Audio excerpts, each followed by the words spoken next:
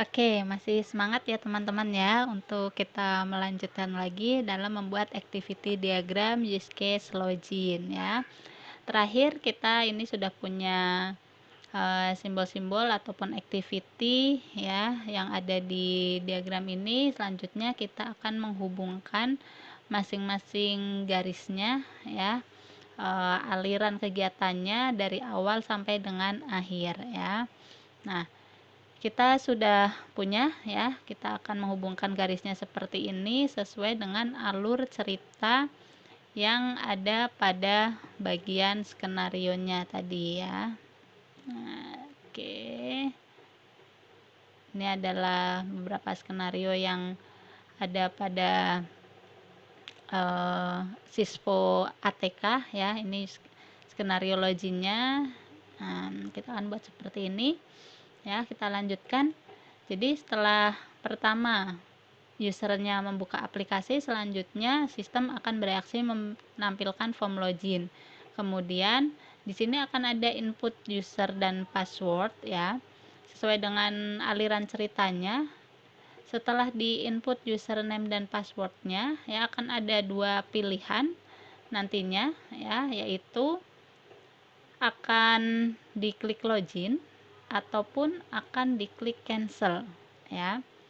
Apabila diklik login, maka akan divalidasi data yang diinputkan pada form in login ya. Kemudian dari validasi itu akan ada pilihan lagi, apakah user dan password yang diinputkan itu sesuai atau tidak. Jika sesuai, maka akan muncul pesan login berhasil. Nah, pada jendela pesan itu akan ada tombol OK, diklik oleh usernya, kemudian dia akan menampilkan menu utama ya. Nah, setelah tampil menu utama di sini akan selesai untuk proses login oleh user ya. Jadi sampai pada di sini. Ini adalah jika yang utamanya ya, belum yang alternatif. Mari kita rapikan dulu ya. Jangan lupa di kontrol atau CTRL L ya. Ini sudah kita lakukan pada pertemuan-pertemuan yang lalu agar ininya diagram kita bisa lebih rapi dan orang lain yang membacanya itu akan memudahkan memahami sistem dari yang kita rancang ya. Nah, ini adalah aliran yang utamanya. Nah, apabila ada alternatif lain ya, sudah disampaikan bahwa alternatif yang terjadi itu adalah ketika gagal login ya, gagal login. Maka di sini setelah validasi akan muncul pesan bahwa username dan passwordnya salah. Kemudian setelah menampilkan pesan username dan passwordnya salah, ini akan ada tombol OK pada jendela message. Jika diklik akan mengarah kepada form login kembali ya. Oke, cukup mudah untuk diikuti ya teman-teman ya. Jadi ini akan selesai ketika user kita sudah benar memasukkan untuk loginnya ya, data loginnya itu sudah sesuai. Oke ya.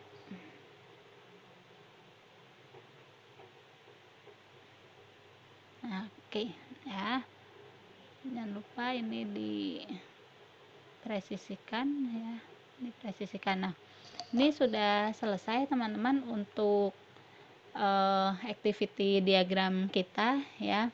Nah, dari activity diagram login ini sekali lagi bahwa yang terlibat aktornya adalah General Affair dan Manager General Affair, yang mana pada login General Affair maupun Manager General Affair ini alurnya adalah sama, maka pada swimlane-nya bisa dituliskan bersamaan seperti ini. Sedangkan swimlane yang satunya adalah menggambarkan reaksi dari sistem yang akan kita rancang ya.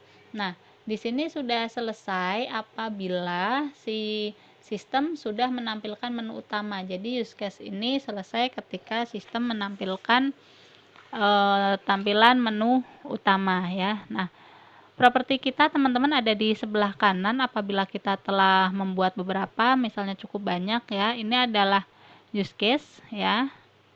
Ini use case. Kemudian jika kita punya beberapa activity diagram itu akan tampil di sini ya. Misalnya kita punya activity login ini ya.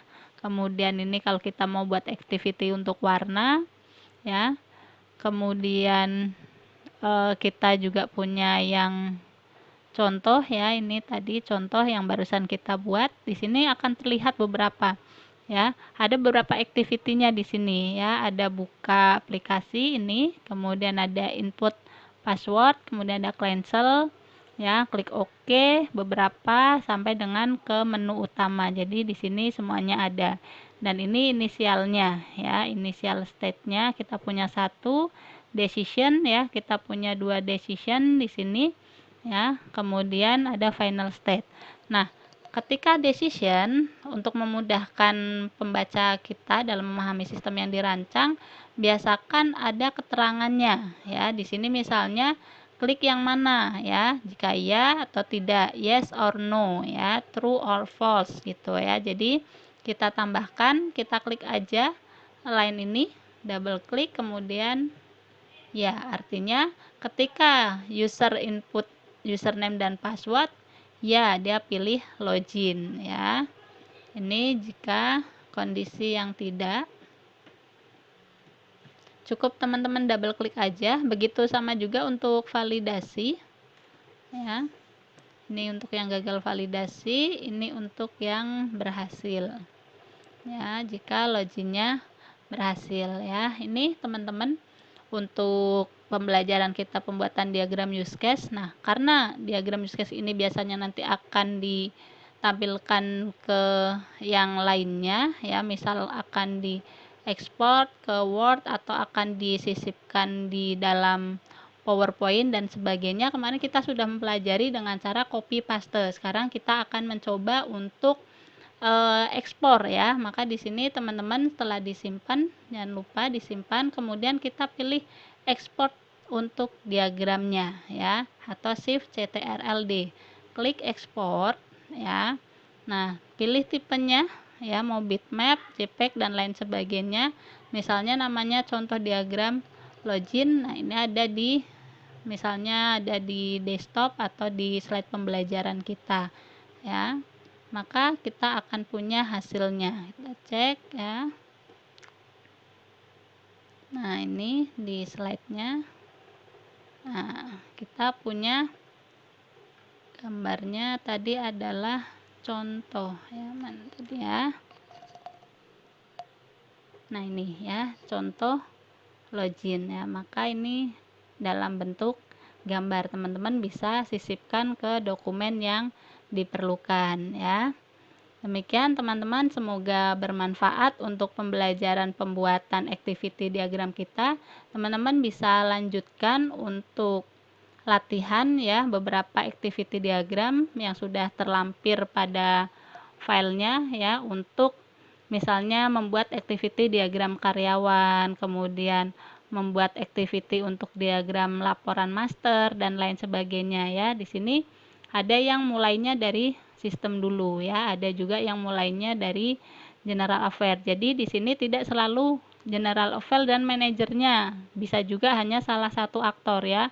Misalnya dalam diagram penerimaan ini kan manajer tidak terlibat, jadi yang menggunakan sistem hanya general affair dan sistem saja ya. Begitu seterusnya.